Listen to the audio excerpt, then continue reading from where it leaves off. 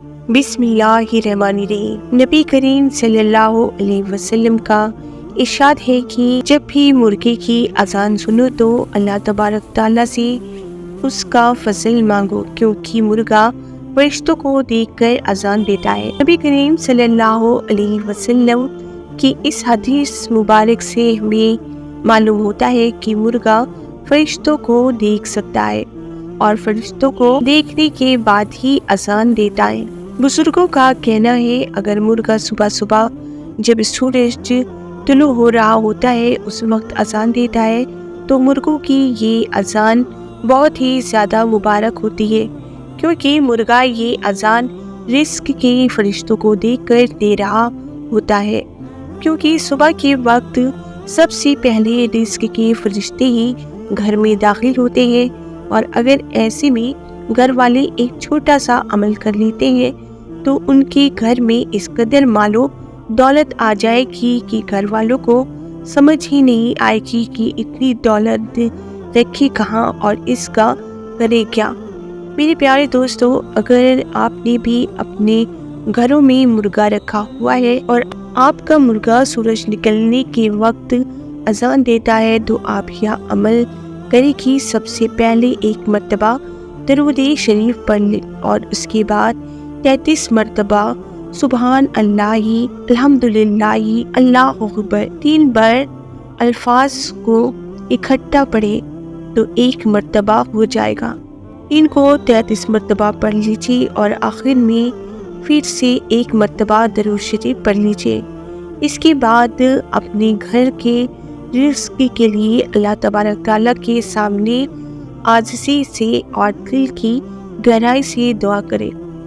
اللہ تبارک تعالیٰ پر مکمل توکل اور یقین رکھیں اور پھر دیکھیں کہ آپ کے تمام مسائل کیسے حل ہوتے ہیں۔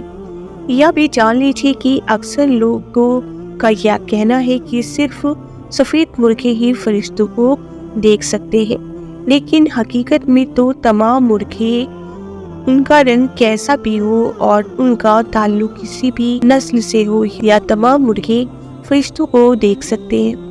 اسی طرح سے اگر آپ کے گھر میں موجود مرغا بے وقت ہی اذان دینے لگتا ہے تو اس کا مطلب ہی ہے کہ آپ کے گھر میں کوئی پریشانی آ سکتی ہے۔ تو ایسی صورت میں اللہ تبارک تعالیٰ سے دعا کرے کہ وہ آپ کو ہر مصیبت اور پریشانی سے محفوظ رکھے، اور اگر ہو سکے تو صدقہ و خیرات بھی ضرور کر دیجیے۔ لہٰذا اگر آپ دولت مند ہونا چاہتے ہیں یا برے وقت کے بارے میں پہلے سے ہی آگاہ ہو کر اللہ تبارک تعالیٰ کے حضور دعائیں کرنا چاہتے ہیں تو اپنے گھر میں کم سے کم 1 عدد مرغا ضرور پالیں۔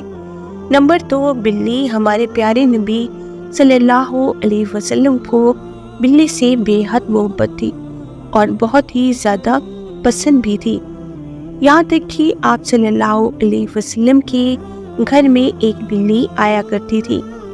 جب بھی وہ بلی آپ کے گھر آ جاتی تو آپ صلی اللہ علیہ وسلم پانی کا برتن اس کے آگے رکھ دیا کرتے تاکہ وہ بلی بآسانی پانی پی کر اپنی پیاس بجھا لے، اور جب وہ بلی پانی پی کر وہاں سے چلی جایا کرتی تھی تو آپ صلی اللہ علیہ وسلم اس کے بچے ہوئے جھوٹے پانی سے وضو کر لیا کرتے تھے۔ اس سے 2 باتوں کے بارے میں پتہ چلتا ہے کہ پہلے یہ کہ نبی صلی اللہ علیہ وسلم بلیوں سے کس قدر محبت کیا کرتے تھے، اور دوسری یہ کہ اللہ تبارک تعالیٰ کی یہ مخلوق یعنی بلی ہرگز بھی نجس یا ناپاک نہیں ہوتی، بلکہ یہ پاک جانور ہے جنہیں گھر پر پالا بھی جا سکتا ہے، اور اگر بلی کسی کھانے پینے والی چیز کو جھوٹا کر دیتی ہے تو وہ کھانا بھی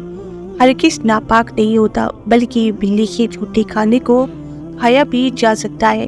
جان لیجیے کہ ام المومنین حضرت عائشہ صدیق رضی اللہ تعالیٰ عنہ سے روایت ہے کہ ایک عورت آپ صلی اللہ علیہ وسلم کے لیے حارثہ لے کر آتی ہے، لیکن اس دوران آپ نماز ادا کر رہی ہوتی ہے، لہٰذا وہ عورت حارثہ آپ کے پاس رکھ کر چلی جاتی ہے۔ نماز کے دوران ہی ایک بلی آتی ہے اور حارثہ کو ایک جگہ سے کھا جاتی ہے۔ جب وہ حضرت عائشہ رضی نماز پڑھ کر فارغ ہوتی ہے تو آپ اسی جگہ سے حارثہ تناول کرتی ہے جہاں سے بلی نے کھایا تھا۔ اس وقت آپ نے بھی یہ ارشاد فرمایا کہ یقیناً بلی ہرگز بھی نجس یا ناپاک نہیں، بلکہ نبی کریم صلی اللہ علیہ وسلم نے فرمایا یہ تو گھروں میں آنے جانے والی ہے۔ میرے پیارے دوستو، اسلامی تعلیمات کے پیش نظر معلوم ہوتے ہیں کہ بلی ایک نہایت ہی خوبصورت اور گھروں میں پالے جانے والا جانور ہے۔ یہاں تک کہا جاتا ہے کہ انسان کے اشرف مخلوقات ہونے کے باوجود انسان جو بھی دعا کرتا ہے تو وہ اللہ تبارک تعالیٰ کے پاس نہیں جاتے، بلکہ کسی نہ کسی آسمان پر رک جاتی ہے۔ لیکن بلیوں کے بارے میں یہ بات کہی جاتی ہے کہ ان کی دعا کسی آسمان پر نہیں رکتی، بلکہ سیدھا اللہ تبارک تعالیٰ کے پاس جاتی ہے، اور اسی طرح سے بلی کی بد دعا بھی کسی آسمان پر نہیں رکتی اور سیدھی اللہ تبارک تعالیٰ کے پاس پہنچ جاتی ہے۔ اسی لیے کہا جاتا ہے کہ کبھی بھی بلی کی بد دعا کا سبب نہیں بننا چاہیے، بلکہ جب بلی کسی کو بد دعا دیتی ہے تو اس کی بربادی یقیناً ہے۔ یقیناً بات یہ آپ نے بھی سنی ہوگی کہ بلی جس گھر میں بچے دیتی ہے یا جس گھر میں رہتی ہے اور کھاتی پیتی ہے تو وہاں پر رزق کی فراوانی ہو جاتی ہے۔ لہٰذا اگر آپ بھی یہ چاہتے ہیں کہ آپ کے گھر میں اللہ تبارک تعالیٰ کی رحمتیں اور برکتیں نازل ہو تو اپنے گھر میں آنے جانے والی بلیوں سے محبت کیا کریں، اور اگر ہو سکے تو ان کے کھانے پینے کے لیے کچھ سامان ضرور رکھ دیا کریں۔ نمبر 3، سبز طوطا۔ ہرے رنگ کے طوطے میں اللہ تبارک تعالیٰ نے کیا خاصیت رکھی ہے کہ یا کسی گھر میں بھی ہو تو اس گھر میں کسی قسم کا کالا جادو یا سفلی علم نہیں چل سکتا۔ نمبر 4، بکری۔ قرآن اور حدیث سے دونوں میں ہمیں بکریوں کا ذکر ملتا ہے۔ یہ بھی معلوم ہوتا ہے کہ نبی کریم صلی اللہ علیہ وسلم بکری کا دودھ بڑے شوق سے نوش فرمایا کرتے تھے، اور بکری کے دودھ کا شمار سنت غذاؤں میں ہوتا ہے۔ بزرگوں کا کہنا ہے کہ اللہ تبارک تعالیٰ بکری میں بہت ہی زیادہ برکت رکھی ہے۔ بکری کے دودھ میں نور ہوتا ہے۔ بکری کا دودھ گائے کے دودھ سے کسی قدر زیادہ صحت بخش اور فائدہ مند ہوتا ہے۔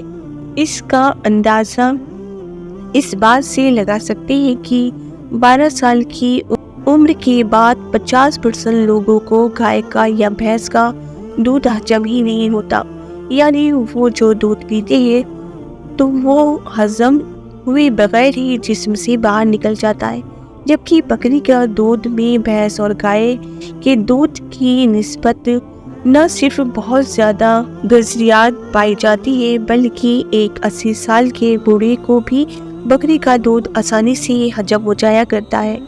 جو شخص بھی یہ سوچ کر کہ بکری پالنا میرے نبی کریم صلی اللہ علیہ وسلم کی سنت ہے اپنے گھر میں کم سے کم ایک بکری رکھتا ہے تو بڑے بزرگ کہتے ہیں کہ سوال ہی نہیں پیدا ہوتا کہ اس گھر میں کبھی غربت آ جائے یا کسی قسم کی تنگدستی ہو جائے۔ میرے پیارے دوستو، آج کی اس ویڈیو میں ہم نے جانا کہ کون سے 4 جانور ہیں جن کو گھر کے اندر پالنا انسان کے لیے بہت ہی زیادہ فائدہ مند ہے۔ ان کو پالنے سے گھروں میں رزق کی فراوانی اور خوشحالی آتی ہے۔ اللہ تبارک تعالیٰ سے دعا ہے کہ ہمیں نیکی کی بات کو سننے اور سمجھنے کی توفیق عطا فرمائے۔ تو یہ ویڈیو آپ کو کیسی لگی؟ امید کرتی ہوں آپ کو یہ ویڈیو ضرور پسند آئی ہوگی۔ اگر ویڈیو اچھی لگی ہو تو چینل کو سبسکرائب اور ویڈیو کو لائک ضرور کریں۔